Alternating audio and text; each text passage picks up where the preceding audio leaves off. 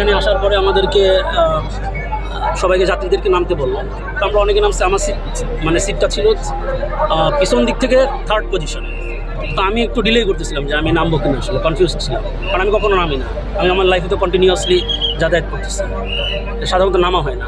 তো আজকে পুলিশ একটু ফোর্স করে নামায় না, একটু ফোর্স করে। আমি এখানে আজকে মানে এটা আমার যেটা এক্সপিরিয়েন্স সেটা হচ্ছে আল্লাহ তাআলা সম্ভবত পুলিশকে আজকে আমাদেরকে রক্ষা করার জন্য পাঠাইছে। সম্পূর্ণ যাত্রী নামাইয়ে দিয়ে আমি যখন ঢালের থেকে নামি তখন আমার গাড়ি ব্রেক ফেল হয়ে যায়, সরাসরি নদীতে পড়ি। তখন আমি একাই ছিলাম গাড়ির ভিতরে, আর আমার হেল্পার উপরের থেকে ঝাঁপ মারেছিল। গাড়িতে কোনো যাত্রী ছিল না।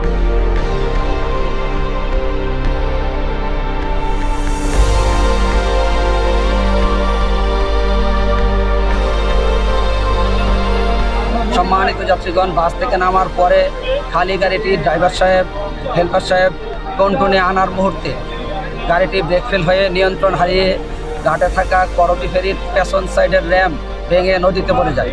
দুঃখজনক ঘটনাটি পরপরই উদ্ধার কাজ চলমান আছে। এ বিষয়ে পরবর্তীতে তথ্য পাইলে জানানো হবে।